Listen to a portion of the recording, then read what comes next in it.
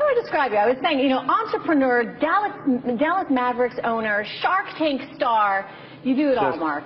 Yeah. I don't know about that, but entrepreneur, that works. You know, you and I were talking earlier today on one of the panels, and you made some really fascinating points about innovation right now in this country, and all that needs to be done to encourage it, to encourage small businesses.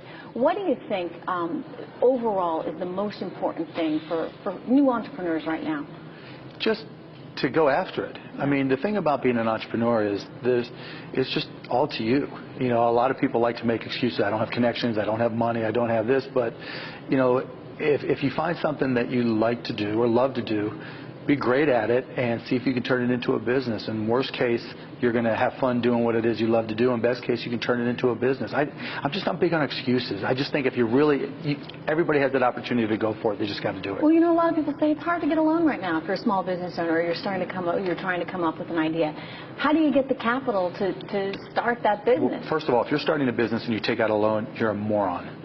Right, because there's so many uncertainties involved with starting a business, yet the one certainty that you'll have to have is paying back your loan. And the bank doesn't care about your business, or whoever you borrow from, unless it's family, doesn't care about your business.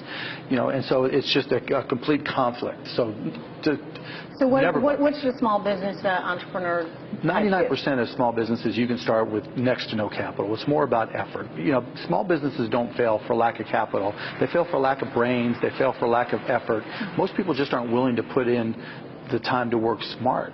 I mean, they go for it in a lot of cases, but they just don't recognize how much work's involved. And if you do the preparation, if you start a business, you better know your industry and your company better than anyone in the whole wide world, because you're competing. And to think that whoever it is you're competing with is just going to let you come in and take their business, obviously that's naive. And I think most people don't recognize that.